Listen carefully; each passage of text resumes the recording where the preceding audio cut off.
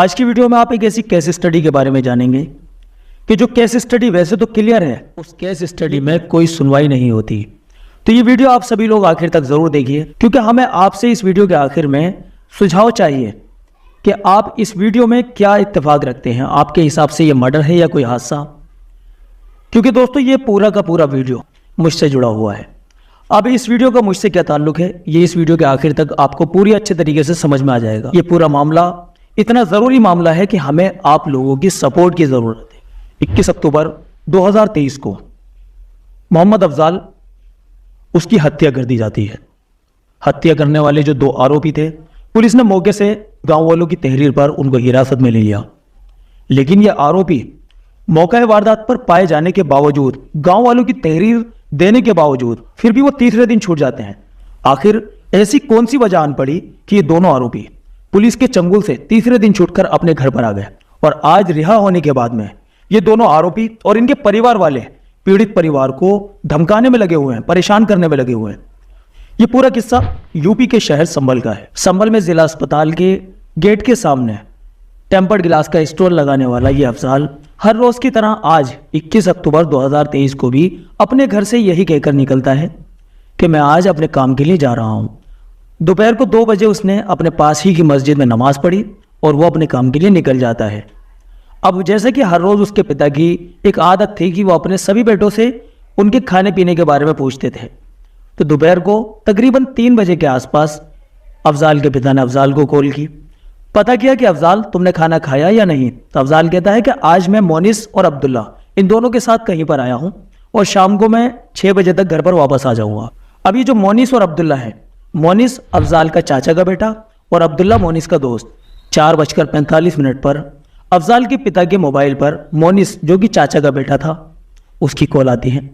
वो बोलता है, बड़े अब्बू, अफजाल पानी में डूब गया और कहीं मिल नहीं पा रहा। बस ये सुनना था, अफजाल के पिता के होश ठिकाने नहीं रहे। अफजाल के पिता ने अपने बाकी बेटों को इस चीज़ की इत्तला दी, जिनमें से 2 बेटे अंजार और हाफिज फैसल, ये दोनों लोग वहाँ के लिए निकल पड़ते हैं। तकरीबन 5:30 बजे ये लोग वहाँ पर पहुँचते हैं। तो वहाँ देखा गया कि वहाँ पर गाँव वालों की भीड़ लगी हुई है। काफ़ी बड़ी तादाद में गाँव वाले वहाँ मौजूद थे। जब बड़ा भाई अंजार वहाँ पहुँचता है तो वहीं पर पास में मोनिस बैठा हुआ रो रहा था। अंजार ने पूछा कि मेरा भाई अफजाल कहाँ है? तो मोनिस पास ही की एक जगह पर इशारा करके बताता है कि इस जगह पर अफजाल गिरा था, लेकिन अब वो मिल नहीं पा रहा। तो वहीं पास ही में खड़े एक कांस्टेबल ने तो बोला कि तेरे थप्पड़ मारूंगा, झूठ बोल रहा है। पहले तो तू हत्या करता है और उसके बाद भी झूठ बोल रहा है। ये इतनी सी गहराई में कोई डूबकर मर सकता है? क्योंकि जिस जगह पर उसने इशारा किया था कि इस जगह पर अफजाल डूबा है, उस जगह की गहराई ज़्यादा से ज़्यादा 2 या 3 फीट होगी। आपको हम अभी पूरा का पूरा वीडियो क्लिप के जरिए से उस जगह का भी मुआयना कराएंगे, आप उससे पूरा आइडिया लगा लें। खैर, उस टाइम पर जब उसने ये बात बोली तो पीछे से 2 बच्चे अंजार के पास आए। उन दोनों बच्चों ने आकर कहा कि ये जो रो रहा है ना, ये रोने की एक्टिंग कर रहा है, क्योंकि इसने ही तुम्हारे भाई को डुबो कर मारा है। तुम्हारा भाई जब पानी में से निकलने की कोशिश कर रहा था तो इन लोगों ने उसका सर पकड़ के बालों के जरिए से उसको पकड़ा और उसको डुबोए रखा। जब तक उसके जान नहीं निकल गई तब तक इन्होंने डुबो के रखा। यही बात जब पुलिस वाले सुनते हैं उस बच्चे से, तो पुलिस वालों ने भी इस चीज़ की पुष्टि की। पुलिस वाले बड़े भाई अंजार से कहते हैं कि जो बच्चे कह रहे हैं यही बात हमें इस गांव में आकर पता चली है और ये दोनों लोग कातिल हैं। आप चिंता ना करो, आपको न्याय मिलेगा। अभी जो आरोपी मोनिस था, इसने बताया कि अफजाल तकरीबन 4 बजे के आसपास पानी में गिरा था। अब गिरा था या गिराया गया था, ये तो आपको इस वीडियो के एंड होने तक सारी की सारी बात पता चल जाएगी। लेकिन फिलहाल जब 4 बजे उसने बताया कि वो गिरा था, तो 4 बजे से इधर 6 बजे का टाइम तकरीबन हो चुका था। तब पुलिस में बड़े अधिकारी जो होते हैं वो आए। आने के बाद में उन्होंने गांव के कुछ गोताखोर थे, उन लोगों को आदेश दिया। वो लोग पानी में उतरे और पानी में उतरने के बाद में 8 से 10 मिनट के अंदर वो लोग अफजाल की बॉडी को निकाल कर ले आए। अब यहाँ पर आप पानी की गहराई का अंदाज़ा, कुछ तस्वीरें आपके सामने शेयर की जा रही हैं, उनसे लगा सकते हैं कि जब ये लोग पानी में उतरे अफजाल की बॉडी को ढूंढने के लिए, तो ये तैर कर नहीं गए बल्कि चल कर गए, क्योंकि पानी की इतनी गहराई थी ही नहीं कि जो उसमें तैर कर जाया जाए। हाँ, किनारे से 10-12 फीट दूरी तक जो गहराई है, 2 या 3 फीट, या बहुत ज़्यादा अगर होगी तो 3.5 या 4 फीट बैठ जाएगी। आप तस्वीरों में लोगों को देखकर कि वो कितने डूबे हुए हैं इससे आइडिया लगा सकते हैं। जहाँ से अफजाल की बॉडी निकाली गई वो किनारे से तकरीबन 20 से 25 फीट की दूरी थी। अब जबकि जहां से अफजाल की बॉडी निकाली गई जिस पानी में से, ये एक डेर था जहां पर पानी इकट्ठा हो जाता है, ना कि कोई नदी या तालाब। कोई नदी या तालाब नहीं था, ये एक डेर है, इसको कुंडा के नाम से जाना जाता है। लेकिन जिस जगह पर उसकी बॉडी निकाली गई उस जगह पर भी आप लोगों को देख सकते हैं कि जब नीचे झुके तो वो डूब गए, और जब वो खड़े हुए उसकी बॉडी को लेकर तो उनके सर बाहर आ गए। अगर कोई आदमी, मान लीजिए कि अगर 6 फीट का आदमी भी होगा और उसका सर बाहर निकल जाता है, तो तकरीबन मान लीजिए 5.5 फुट की गहराई वहां पर होगी। तो इतनी गहराई में बताया जाता है कि अफजाल की डूबने की वजह से उसकी मृत्यु हो गई। अब एक सोचने वाली बात यह भी है कि कोई आदमी अगर किनारे से गिरता है तो पहले किनारे पर ही गिरेगा ना, किनारे पे जहां पर कि आप एक तस्वीर को देखिए, इस तस्वीर में देख सकते हैं कि जो आरोपी मोनिस है वो बैठकर अफजाल की बॉडी जब आ रही है तो उसको वहां पर किनारे पर पानी में ही बैठकर हाथ बढ़ाकर उसको पकड़ने की कोशिश कर रहा है। और जो अफजाल की बॉडी को लेकर आ रहे हैं आप उसको देख सकते हैं कि उनकी टांगों तक पानी है, सिर्फ उनकी टांगों तक ही, यानी आधा हिस्सा ही उनका डूबा हुआ है। तो अगर इतनी सी गहराई में कोई बंदा गिरेगा तो 2 लोग जब वहां पर मौजूद थे, मोनिस और अब्दुल्ला, तो ये लोग तो बहुत आसानी से उसको ढूंढ सकते थे, बहुत आसानी से उसको बचा सकते थे। अब जबकि मोनिस और अब्दुल्ला ये दोनों लोग तैरना नहीं जानते थे। अफजाल बहुत अच्छे तरीके से तैरना जानता था। तैरने वाला बंदा डूब जाता है, वो भी 2-3 फीट की गहराई में, और उसकी बॉडी मिलती है तकरीबन 20 से 25 फीट की दूरी पर, जहां पर पानी बहने वाला भी नहीं था। अब इस जगह की गहराई के बारे में और इस जगह की पूरी कहानी के बारे में हम आगे वीडियो में बात करेंगे। अभी फिलहाल हम इस बारे में बात करते हैं कि जब अफजाल की बॉडी को पानी से निकाल लिया गया तो पुलिस अफजाल की बॉडी को और उन दोनों आरोपियों को साथ लेकर अपनी जीप की तरफ जाती है। अफजाल की बॉडी को गाड़ी में रखकर और उन दोनों आरोपियों को भी गाड़ी में बिठाया जाता है, और कुछ दूर चलने के बाद में एक दूसरी गाड़ी वहां पर पहले से खड़ी थी, उस गाड़ी में दोनों आरोपियों को बिठाकर थाना हजरत नगर गढ़ी भेज दिया जाता है, और अफजाल की बॉडी को जिला अस्पताल, यानी जो संभल का जिला अस्पताल है, वहां के लिए लेकर रवाना हो जाते हैं। जब संभल के जिला अस्पताल में वो लोग पहुंचते हैं तो वहां डॉक्टर लोग अफजाल को मृत घोषित कर देते हैं। अब इधर हॉस्पिटल में अफजाल के भाई, अफजाल के पिता और आरोपी मोनिस के पिता, ये सब लोग पहुंच जाते हैं। आखिरकार पुलिस ने कहा कि पोस्टमार्टम होना जरूरी है, क्योंकि आरोपियों ने कम से कम 2-3 बार अपने बयान बदले थे। पहले आरोपियों ने बताया कि इसकी पानी में डूबने की वजह से मौत हो गई, ये पानी में नहाने के लिए उतरा था। जब पुलिस कर्मियों ने ये बोला कि इतने गंदे पानी में कौन नहाता है और काफी ठंडा सा मौसम है, तो इन्होंने फिर बात बदलते हुए ये बोला कि हम लोग यहाँ पर मछली पकड़ने आए थे। इस पर भी पुलिस के अधिकारियों ने इनसे सवाल किया कि ठीक है, अगर तुम मछली पकड़ने आए थे तो मछली पकड़ने का सामान, कांटा वगैरह जो होता है वो सब कहाँ है। तो उसके बाद में ये लोग पुलिस कर्मियों से सॉरी बोलते हैं, कहते हैं कि सर हमें माफ़ कर दीजिए, हमने आपसे ये दोनों बातें झूठ बोली, क्योंकि हम लोग यहाँ पर शराब पीने आए थे और हमें डर था कि हमारी बदनामी ना हो जाए, इसीलिए हम लोग आपसे बातें बना रहे थे। अब जबकि पुलिस को गांव वालों ने ही सूचना दी थी, और गांव वालों की सूचना पर ही पुलिस मौके वारदात पर पहुंची थी। तो गांव वालों ने उस टाइम पर यह बात बताई थी कि ये दोनों आरोपी पूरी घटना को अंजाम देने के बाद में भाग रहे थे। पता नहीं इनको क्या ऐसा याद आया, इनका कुछ यहाँ पर छूट गया था, या फिर ये पुष्टि करने के लिए आए थे कि जो जिसकी इन्होंने हत्या की है वो मरा या जिंदा रह गया। ये फिलहाल उस जगह पर जब आकर बहुत ज्यादा परेशान थे, तो कुछ लोगों ने इस चीज को नोटिस किया, ये दोनों लोग परेशान क्यों हैं। तभी वहां पर कुछ गांव के लोग आए, उन्होंने इनसे पूछताछ की कि तुम इतने परेशान क्यों हो। तो ये लोग इधर उधर की बातें करते हैं, लेकिन तभी उन गांव वालों में से एक बंदा पूछता है कि तुम्हारे साथ एक बंदा और था, तुम लोग 3 लोग आए थे बाहर से, लेकिन अभी तुम लोग 2 हो, तो एक और बंदा कहाँ है। तो तब इनमें से मोनिस बताता है कि हम उसी को ढूंढ रहे हैं, वो कहीं मिल नहीं पा रहा। इस पर गांव वाले उससे कहते हैं कि क्यों बेवकूफ बना रहा, मिल नहीं पा रहा, यहाँ पर कौन सी ऐसी जगह है कि जहां पर वो मिल नहीं पाएगा, क्या यहाँ पर कोई खोने वाली जगह है, या वो छोटा सा बच्चा था। तो ये लोग काफी देर तक गांव वालों को घुमाते हैं, लेकिन जब गांव वाले इन पर सख्ती से पूछताछ करते हैं तो तब ये लोग गांव वालों को बताते हैं कि जो अफजाल है पानी में गिर गया और वो मिल नहीं रहा। तो इस पर गांव वाले इनसे कहते हैं कि इतनी देर से तुम हमें घुमा फिरा रहे हो, अगर तुम पहले ही बता देते तो हम इसको पानी से निकाल सकते थे, या फिर तुम अभी जो भागकर जब बाहर गए थे उस टाइम पर तुम बाहर भागकर जा रहे थे, उस टाइम भी तुम बाहर हम लोगों से अगर कह देते कि हमारा भाई डूब गया, हम तब भी आकर उसको बचा लेते। तुम लोग इतनी देर से घुमा रहे हो, कुछ ना कुछ दाल में काला है। तभी गांव वालों ने पुलिस वालों को सूचना दी और पुलिस वहां पर आ जाती है। एकदम ये पहले बताया था लोटा बच जाता यार। हाँ बताया अभी बहन जब ना करना पड़ो, जब बताइए ना सही बात। मुझे कह रहे खो गया अब हमें ढंग की बात क्यों ना बताता। अब पुलिस के सामने पूरी घटना थी, क्योंकि गांव वालों ने जो तहरीर दी थी वो बात अलग थी, और ये जो दोनों आरोपी बातें बता रहे थे कई बार बातें बदल चुके थे। अब क्योंकि पुलिस ने ये सोचा कि कहीं किसी तरह का एलिगेशन उन लोगों के ऊपर ना लग जाए, इसलिए उन्होंने परिवार वालों के मना करने के बावजूद भी अफजाल की बॉडी को वहां से गायब कर दिया, पोस्टमार्टम के लिए भेज दिया। अब मृतक के जो परिवार वाले थे उन लोगों ने वहां पर हंगामा किया कि हमारे भाई की, हमारे बच्चे की बॉडी कहाँ गई। तो तब पुलिस वालों ने बताया कि हमने उसको मॉर्चरी भेज दिया पोस्टमार्टम के लिए। पोस्टमार्टम नहीं होगा, एक बार आप बोल दीजिए। उसका मेडिकल परीक्षण होगा बेटा। ठीक है, पोस्टमार्टम नहीं होगा। आप कह रहे हैं कि मेडिकल परीक्षण का परीक्षण होगा डॉक्टर साहब के पास। पोस्टमार्टम नहीं होगा ये बता दीजिए। मेडिकल परीक्षण का मतलब कोई कंडीशन अप्लाई का स्टार तो नहीं है ना उस पर?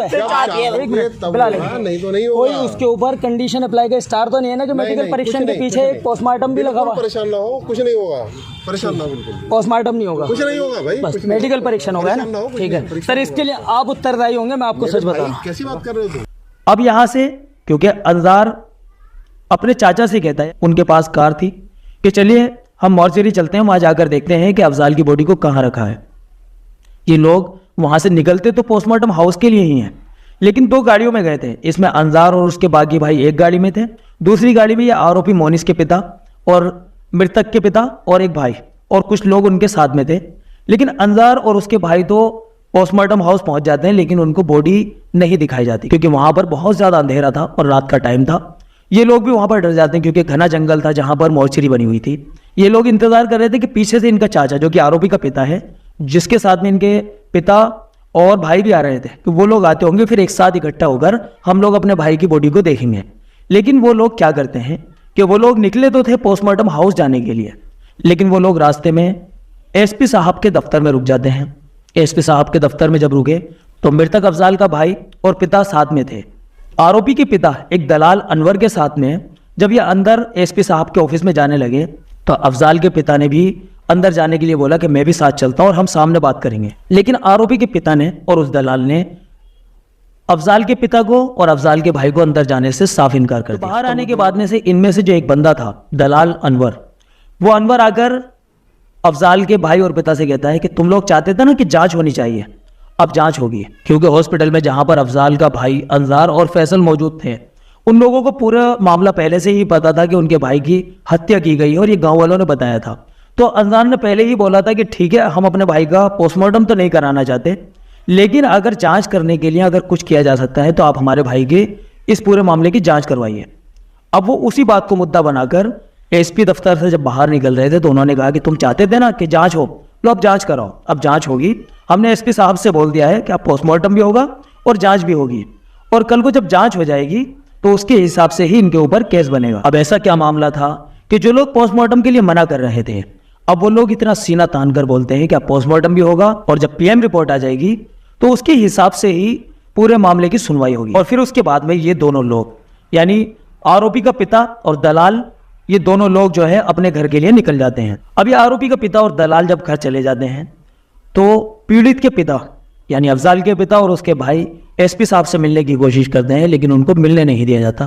उनसे बोल दिया जाता है कि कल आप पोस्टमार्टम हाउस जाना, वहां से आपको बॉडी मिल जाएगी और जो पीएम रिपोर्ट में आएगा उसके हिसाब से आगे कार्यवाही की जाएगी। अब ये पीड़ित परिवार के लोग जब ये एसपी दफ्तर से वापसी हो रहे थे तो रास्ते में ही इनके पास गढ़ी थाने से कॉल आती है कि आपको थाने आना है और आकर अपनी कंप्लेंट जो है वो दर्ज कराइए। मृतक के चारों भाई थाने पहुंच जाते हैं। तकरीबन 10 बजे का रात का टाइम था और थाने पहुंचने के बाद में वहां पर पहले तो इस चीज़ का ऑब्जेक्शन करते हैं कि जब हम पोस्टमार्टम कराना नहीं चाहते थे तो आपने ज़बरदस्ती पोस्टमार्टम के लिए क्यों भेजा। तो इस पर वहां पर जो बैठे हुए आईओ साहब थे जिनको ये पूरा केस सौंपा गया था, वो कहते हैं कि हमने पोस्टमार्टम इसलिए कराया है क्योंकि अगर हम पोस्टमार्टम नहीं कराते तो असल वजह हमें पता नहीं चलती। जबकि इन दोनों ने मर्डर किया है, मौके वारदात पर जिन हालातों में इनको पाया गया और मृतक के शरीर को पाया गया उससे साफ जाहिर होता है कि इन्होंने उसका मर्डर किया है। और उसके अलावा गांव वालों ने हमें तहरीर देकर बुलाया क्योंकि ये लोग भाग रहे थे। तो फिर मृतक के जो परिवार वाले गए थे, उसके भाई वगैरह जो गए थे, अंजार, फैसल, बिलाल, हमजा, इन लोगों ने कहा कि ठीक है सर, अगर ऐसी बात है तो हमारे पूरे मामले में निष्पक्ष जांच होनी चाहिए। अगर कोई आरोपी है तो वो बचना नहीं चाहिए और अगर बेकसूर है तो वो फंसना नहीं चाहिए। अब ये उसके बाद में वहां से बस इतना सा कहकर और इतनी बात लिखवाकर वहां से आ जाते हैं। अगले दिन जब पीड़ित परिवार पोस्टमार्टम हाउस पहुंचता है तो वहां सब कुछ लोग था। वहां एक बोर्ड पर नंबर लिखा हुआ था, उस नंबर पर इन्होंने कॉल करके वहाँ के बंदे को, जो देख रेख करने वाला बंदा था, उसको बुलाया। वो आकर बताता कि डॉक्टर 11 बजे आएंगे और उसके बाद पोस्टमार्टम होगा। इधर तकरीबन 10 बजे के आसपास आरोपी का भाई अनस, वही दलाल अनवर और आरोपी के भाई अनस का एक पार्टनर, ये लोग वहाँ पहुँच जाते हैं मॉर्चरी के पास। और 12 बजे के आसपास एक डॉक्टर भी आ जाते हैं। डॉक्टर साहब ने पोस्टमार्टम जैसे ही शुरू किया तो ये जो दलाल अनवर था, ये लोग बराबर ही डॉक्टर के टच में रहते हैं, बराबर अंदर इनका आना जाना रहता है। और 20-25 मिनट या आधा घंटे के अंदर पोस्टमार्टम होकर डॉक्टर के जरिए बताया जाता है कि पोस्टमार्टम हो गया, अब आप अपने भाई की बॉडी ले जा सकते हैं।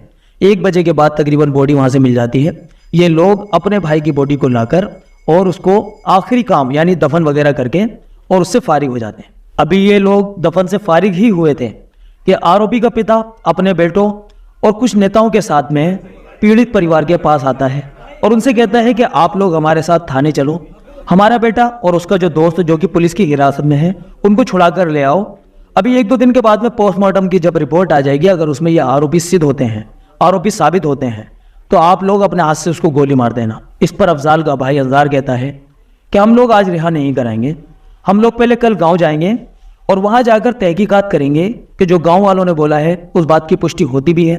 अगर ये लोग मुजरिम साबित होते हैं तो इनके खिलाफ कार्यवाही करेंगे और अगर ये लोग मुजरिम नहीं है, बेकसूर है, तो इनको हाथों हाथ हम वहां से छुड़ा कर भी लेकर आ जाएंगे। और जिस वक्त हम लोग गाँव के लिए रवाना होंगे उस समय आप अपने लोगों को भी हमारे साथ में भेजना, जिससे कि पूरी बात की अच्छे से पुष्टि हो सके। और आखिरकार अगले दिन 23 अक्टूबर को ये लोग इकट्ठे होकर, यानी आरोपी के कुछ साथ वाले और पीड़ित परिवार के कुछ लोग, ये सब लोग इकट्ठे होकर उस गांव में जाते हैं। गांव में जाकर तहकीकात करते हैं। तो तहकीकात करने पर पता चलता है कि ये दोनों आरोपी घटना को अंजाम देकर वहां से भाग रहे थे कि गांव वालों ने इन लोगों को पकड़कर जब पूछा तो इन लोगों ने अपने जुर्म का इकबाल भी किया, इन्होंने बताया और ये बात गांव वालों ने पुलिस को भी बताई है। अब जब इतनी बात सारे लोगों के सामने क्लियर हो जाती है, आरोपी के जो पिता ने जिन लोगों को भेजा था वो लोग भी समझ लेते हैं कि अब हमारे जो बंदे थे उनका तो जुर्म जो है अब सामने आ चुका है, अब ये लोग नहीं बच पाएंगे। तो सभी लोग अपने घर पर आ जाते हैं। इसके बावजूद भी मृतक के परिवार वाले, अंजार, उसके भाई और उसके पिता वगैरह, फिर भी सोचते हैं कि हम लोग एक बार बैठकर डिस्कशन करेंगे और उसके बाद में हम देखते हैं कि हमें क्या करना है। इन लोगों ने समझौता करने के लिए तो बिल्कुल साफ मना कर दिया था। इन्होंने कहा कि हमें किसी तरह की पैसे की कोई रिक्वायरमेंट नहीं है, ना तो हम आपसे किसी तरह की पैसे की डिमांड कर रहे हैं और ना ही हमें आपसे किसी तरह का कोई पैसा लेकर किसी तरीके का कोई कॉम्प्रोमाइज चाहिए।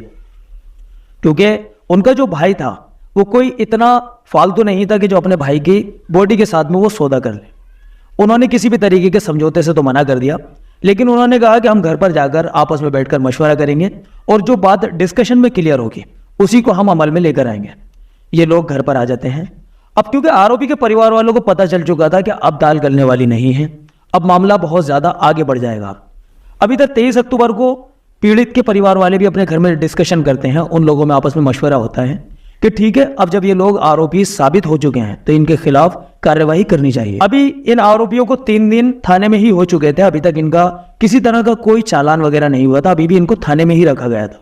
आखिरकार 24 अक्टूबर को मृतक के 2 भाई अंजार और फैसल, ये दोनों लोग जब थाने पहुंचते हैं तो वहां जाकर इन लोगों ने पुलिस वालों से बात की कि हमने वहां पर तहकीकात करी है, हमने पुष्टि कर ली कि इन दोनों लोगों का जो जुर्म है वो साबित होता है और अब हम इनके खिलाफ कार्रवाई करना चाहते हैं। तो इस पर वहां के जो आईओ साहब थे, आईओ साहब ने कहा कि ये आरोपी हैं, हमने आप लोगों को पहले ही बताया था और आप लोग पोस्टमार्टम के लिए तैयार ही नहीं हो रहे थे। ये बात वहां के आईओ साहब ने अंजार को और फैसल को खुद बताई। उसके बाद में ये लोग कहते हैं कि आप चिंता ना करो, इन दोनों ने मर्डर किया है, हत्या की है और हत्या के लिए जो धारा 302 का मुकदमा वो लिखा जाएगा, आप चिंता ना करो। फिर आईओ साहब कहते हैं कि आप अपनी तहरीर लिख कर दो। अभी कोतवाल साहब आने वाले हैं और कोतवाल साहब जब आ जाएंगे तो उनको आप अपनी तहरीर देना और इनके खिलाफ आगे की कार्रवाई की जाएगी। आखिरकार कुछ देर के बाद में कोतवाल साहब भी आ जाते हैं। कोतवाल साहब को इन दोनों भाइयों ने अपने भाई की हत्या की तहरीर लिख कर दी। तो कोतवाल साहब कहते हैं कि अभी पीएम रिपोर्ट आने में थोड़ी देर लगेगी और आप थोड़ा वेट कीजिए, और इन्होंने तो घटना को जो अंजाम दिया है ये हत्या का मुकदमा है और 302 की धारा इनके ऊपर लगनी ही है। तो कोतवाल साहब ने इन दोनों भाइयों से कहा कि आप थोड़ा वेट कीजिए, मुझे कहीं से अर्जेंट कॉल आई है, मैं वहां से जाकर आता हूँ। थोड़ी देर के बाद में ही कोतवाल साहब आए। आने के बाद में तब तक पीएम रिपोर्ट भी आ चुकी थी। पीएम रिपोर्ट देखने के बाद में वही कोतवाल साहब कहते हैं, अरे इसके अंदर तो सिर्फ कार्डियक अरेस्ट दिखाया गया है, यानी इनके ऊपर कोई जुर्म सिद्ध ही नहीं होता। अब तो ये लोग शाम तक अपने घर चले जाएंगे। अब आपका कोई भी तहरीर देना या कोई भी कंप्लेंट करना बेकार है, आप लोग भी अपने घर जाइए। अब इस पर जो मृतक के भाई अंजार और फैसल थे, उन दोनों ने ऑब्जेक्शन करा कि सर कल तक आप लोग हर चीज़ की दलील खुद दे रहे थे, आप लोगों ने मौके वारदात से इनको हिरासत में लिया है, कम से कम इसकी तहकीकात तो होनी चाहिए, कम से कम जांच तो होनी चाहिए। तो इस पर कोतवाल साहब ने कहा कि आप सीओ साहब से जाकर मिलो। आखिरकार इनके पास कोई रास्ता नहीं था। ये दोनों भाई सीओ के दफ्तर पहुंच जाते हैं और उधर कॉल करके अपने पिता को और अपने भाइयों को भी बुला लेते हैं ताकि सीओ के दफ्तर सभी लोग जाकर अपनी कंप्लेंट लिखवाएं। वहां जाकर पता चलता है कि सीओ साहब आज मुलाकात नहीं कर पाएंगे, और अगर हो भी सकता है कि आज मुलाकात कर भी ले तो शाम से पहले नहीं कर पाएंगे। सभी लोगों को घर पर लौटकर वापस आ जाना पड़ता है। दिन गुजर जाता है, शाम आ जाती है। रात को तकरीबन 7 बजे के आसपास मृतक के पिता घर से बाहर मस्जिद के पास खड़े हुए थे कि तभी उनके ताया का बेटा, जिसका इस केस से कोई लेना देना नहीं था और वो लोग दिल्ली में रहते हैं, वो आता है। वो कहता है कि चाचा आपस में बहुत ज़्यादा इख्तिलाफ हो रहा है, आपस में बहुत ज़्यादा टेंशनें हो रही हैं, टेंशनें बढ़ती जा रही हैं, आप मेरे साथ आइए, चलो बैठकर बात करते हैं। मृतक के पिता को आरोपी की बिल्डिंग पर ले जाया जाता है, जहां पर पहले से ही 2 गाड़ियां पहले से तैयार खड़ी थी। उस गाड़ी में मृतक के पिता को बिठाया जाता है। मृतक के पिता को थाने ले जाते हैं। रास्ते में उनको धमकाया जाता है, आपको इन दोनों को बेकसूर साबित करना होगा, अगर ऐसा आप नहीं करोगे तो आप समझ लो आपके साथ अच्छा नहीं होगा। और आप समझ सकते हो कि आपके साथ बुरा कितना बुरा हो सकता है। अब क्योंकि जो मृतक है उसके पिता और मृतक ये सभी लोग बहुत सीधे साधे लोग हैं। मृतक के पिता इतने सीधे साधे हैं कि वो डर जाते हैं और फिर वो थाने में जाकर जैसे जैसे उनसे बोला जाता है वो सारी बात उनको बोलनी पड़ती है।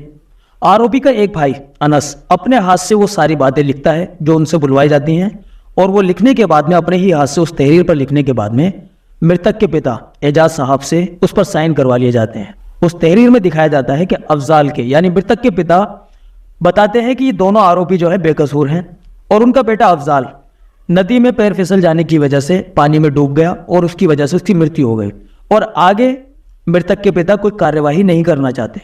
ये आरोपी के पिता ने और उनके जितने चाहने वाले थे उन लोगों ने पुलिस की कस्टडी में सारी बात लिखवाकर आरोपियों को वहां से छुड़ा लिया।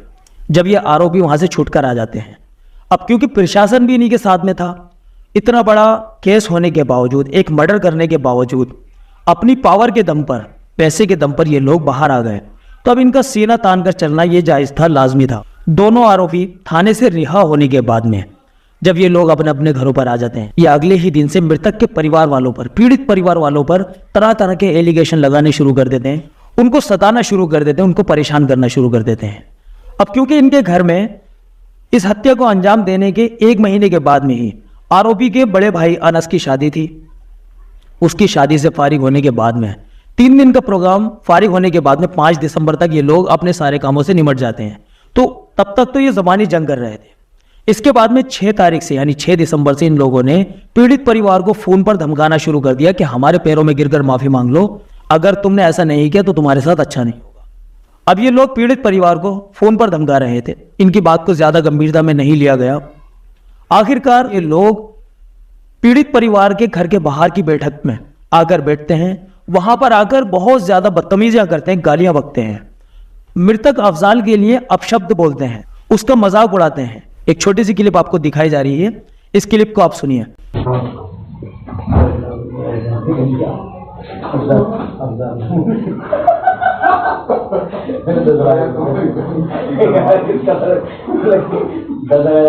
हजार रुपए चल जाते हैं, 1000 चल जाते हैं, 100 150 100 रुपए तक तो चल जाते हैं। 1000 तो कहना लेके आओ, निकल लेके आओ, इनको बुलाओ, तो है ना हिसाब बोले 11 दिन में आ जाओ, बुलाओ, कहना ये बात करने के लिए बुलाया होगा, वो आ जाओगे। ये लोग पीड़ित परिवार से कहते हैं कि अगर तुम लोगों ने हमारे सामने झुककर, हमारे पैरों में गिरकर माफी नहीं मांगी तो तुम लोग सोच भी नहीं सकते कि तुम्हारे साथ कितना बुरा हो सकता है। अब ये बात यहीं नहीं रुकती। 7 दिसंबर को इन्होंने यही काम किया। अब इधर अफजाल के पिता ने सभी भाइयों वगैरह को घर के अंदर ही बंद कर दिया कि कहीं उनको किसी तरह की परेशानी ना हो जाए। और अब इन लोगों ने समझा कि ये जो आरोपी लोग थे, जितना भी इनको कहना सुनना था, ये सब कुछ कह सुनकर अब ये चले गए, हम लोगों ने कोई जवाब नहीं दिया तो अब आगे बात बढ़ेगी नहीं। लेकिन देखते क्या है कि 8 दिसंबर को फिर दोबारा ये लोग उसी बैठक में आकर बैठते हैं, फिर बदतमीजी करते हैं। इसका भी इन लोगों ने कोई जवाब नहीं दिया। 9 दिसंबर को मृतक अफजाल के बड़े भाई अंजार और फैसल अपने परिवार के साथ में जब एक प्रोग्राम में शामिल होने के लिए जाते हैं तो वहां पर यह आरोपी का परिवार भी मौजूद था। आरोपियों में जो आरोपी के भाई थे ये लोग वहां पर मौजूद थे और इनको घेर लेते हैं, इनके ऊपर किसी तरह का हमला वगैरह करने की कोशिश करते हैं। इसके बावजूद भी ये पीड़ित परिवार खामोश रहता है। इतना कुछ गुजरने के बाद में मृतक का बड़ा भाई अंजार यूपी गवर्नमेंट का जो जन सुनवाई पोर्टल है उस जन सुनवाई पोर्टल पर अपनी शिकायत दर्ज करता है कि हम लोगों को अपनी जान का खतरा है। पहले तो आरोपियों ने हमारे भाई को जान से खत्म कर दिया, अब ये आरोपी छूटने के बाद में हम लोगों को परेशान कर रहे हैं, अब तो ये हमारे घर तक पहुंच गए। अब ये कंप्लेंट कर दी जाती है। अगले दिन थाने से कॉल आती है मृतक के परिवार वालों के पास और वो पुष्टि करते हैं इस पूरे मामले की, और पुष्टि करने के बाद में वो केस आगे रेफर कर देते हैं। अब रेफर कहाँ करते हैं ये भी समझने वाली बात है। जिस थाने में ये केस पहले ही चल रहा था उसी थाने में इस केस को रेफर कर दिया जाता है, गढ़ी थाने में, और उन्हीं अधिकारियों को। अब उन अधिकारियों ने, क्योंकि अब उनके सामने ऐसी क्या मजबूरी रही होगी कि जो उन लोगों ने मौके वारदात पर आरोपियों को हिरासत में लिया और फिर उनको छोड़ दिया, तो वो लोग दोबारा से कहाँ इस चीज के अंदर सुनवाई करने वाले थे। अब जब जन सुनवाई ऐप पर कोई कंप्लेंट लिखी जाती है तो उसका प्रोसेस ये होता है कि पुलिस की तरफ से उसका क्या रिजल्ट निकाला गया वो उनको उसमें अपलोड करना होता है, उसको दिखाना होता है। अब जो अफजाल के पिता को धमकाकर एक तहरीर लिखवाई गई थी और साइन लिए गए थे, आरोपियों को छुड़ाया गया था, वही तहरीर ये उस पोर्टल पर अपलोड कर देते हैं और उसमें ये दिखाते हैं कि मृतक का भाई जो अंजार है ये गलत एलिगेशन लगा रहा है और इसके पिता ने खुद तहरीर लिख कर दी है कि उनको किसी के ऊपर कोई शक नहीं है और वो कोई केस आगे नहीं करना चाहते। और ये पूरी की पूरी बात इन्होंने उस पोर्टल पर दिखाई और उस पूरी की पूरी कार्रवाई को, उस पूरी की पूरी शिकायत को इन्होंने खारिज कर दी। मृतक के परिवार वालों की शिकायत को खारिज करने की वजह से आरोपियों के और ज्यादा हौसले बुलंद हो जाते हैं। अगले दिन से आरोपी इनको और ज्यादा परेशान करना शुरू कर देते हैं। तो 12 दिसंबर को ये लोग सीओ साहब के पास जाते हैं। वहां जाकर इन्होंने अपनी शिकायत दर्ज की, लेकिन सीओ साहब इनकी शिकायत पर कोई भी कार्रवाई करने से ये कहकर मना कर देते हैं कि जिनको आप आरोपी बता रहे हो वो बेकसूर हैं, क्योंकि मृतक के पिता ने अपनी तहरीर में लिख के दिया है कि उनको किसी के ऊपर कोई शक नहीं है। अब जब ये परिवार वाले बताते हैं कि हमसे ये जबरदस्ती लिखवाया गया था और ये हमारी रजामंदी से बिल्कुल नहीं हुआ, हम इस पूरे मामले में दोबारा से एक बार जांच चाहते हैं, तो वहां के सीओ साहब इनसे ये कहकर मना कर देते हैं कि अब इस पूरे मामले में कुछ नहीं हो सकता, खामोश होकर बैठ जाओ। ये लोग आखिरकार डर कर घबरा कर घर पर आकर बैठ जाते हैं। दोस्तों, आपके सामने इस पूरे मामले को इसलिए सुनाया गया कि आप भी इससे आइडिया लगा सकते हैं कि यह हादसा है या मर्डर, क्योंकि अभी तक जो हमने आपको बताया वही काफी नहीं है। अब यहां पर आपको गौर करना इस बात पर है कि जब ये आरोपी छुटकर आ गए तो आरोपी में से एक बंदा छुटकर आने के बाद में मृतक के घर पर जाता है। वहां पर जाकर बोलता है कि आप हमारे ऊपर जो एलिगेशन लगा रहे हो कि हमने उसको डुबो कर मारा, ये गलत है, हम बिल्कुल बेकसूर हैं, बल्कि वो शराब के बहुत ज्यादा नशे में था और वो खुद डूब कर मरा है।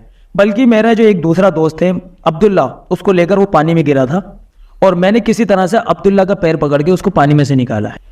देखिए ये जगह जो है, इस जगह का आप आइडिया लगाइए कि यहाँ पर एक बंदा खड़ा है, वो कितना ज्यादा डूबा हुआ है। अब कोई भी बंदा अगर पानी में गिरता है तो पहले किनारे पर ही गिरेगा और किनारे से कम 10-12 फीट की दूरी तक 2 या 3 फीट की ही गहराई है। अगर कोई बंदा, और खास करके ऐसा बंदा जो कि पहले से तैरना जानता हो, अगर वो नशे में हो या ना हो, अगर वो गिर जाएगा तो वो आसानी से निकल सकता है।